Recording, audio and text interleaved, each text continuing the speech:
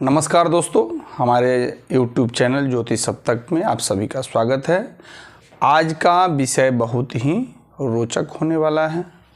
अपने कुंडली से जानिए अपना इम्यूनिटी सिस्टम।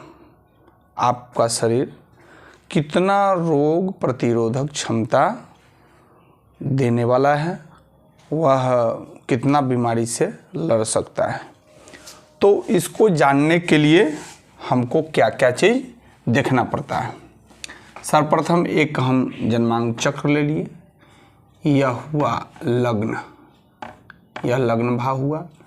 यह भाव हम लिख देते हैं, यह राशि नहीं लिखते हैं, लग्न नहीं देते हैं।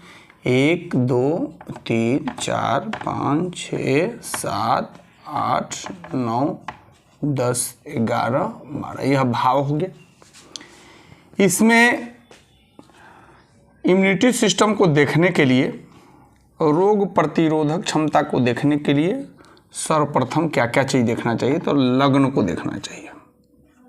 लग्न, लग्नेश, सूर्य ग्रह में और चंद्रमा, यह 4 गो इसके मुख्य कारक होते हैं। लग्न क्या है? तो लग्न पीड़ित है, लग्न में कोई पाप ग्रह है, लग्न का डिग्री कितना है, यह सब इससे देखना चाहिए लग्न से।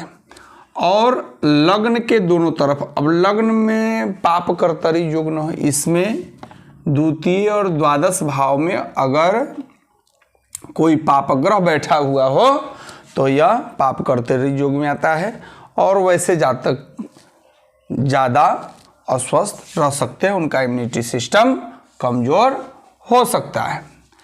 लग्नेश, लग्नेश जहाँ बैठा हुआ, लग्नेश पर कोई पाप ग्रह का दृष्टि हो, लग्नेश 6 8 12 में बैठे हो,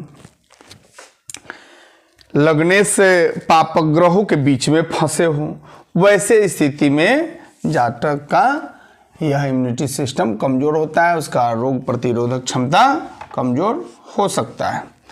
अब आता है सूर्य और चंद्रमा की बारी।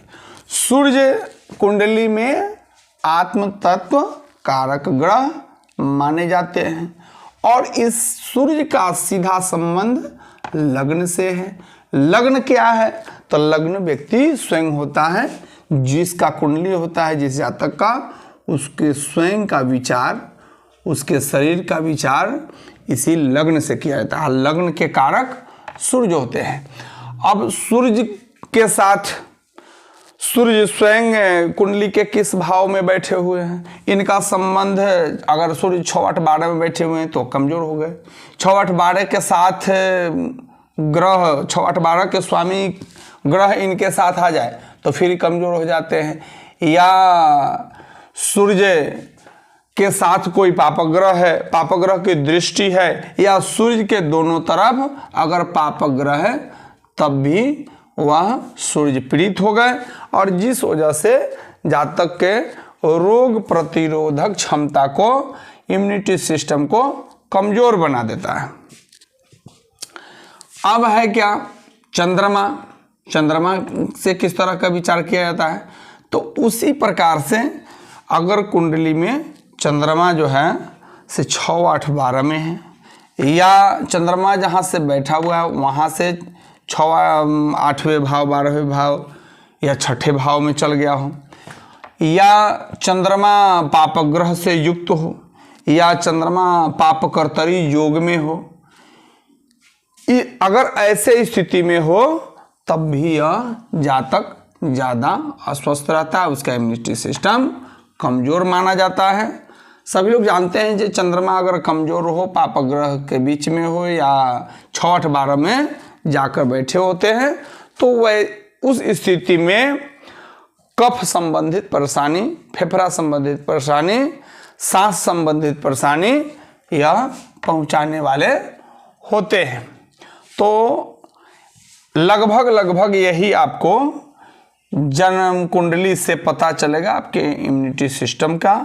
यह एक संक्षिप्त परिचय हुआ कि संक्षिप्त में जातक के कुंडली को देखकर हम उसके रोग प्रतिरोधक क्षमता को इस तरह से देख सकते हैं कि वह कितना मजबूत है।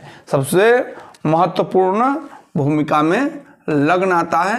लग्न और लग्ने से अगर मजबूत अवस्था में हो तो वह जातक का रोग प्रतिरोधक क्षमता, इम्यूनिटी सिस्टम बहुत मजबूत माना जाता है।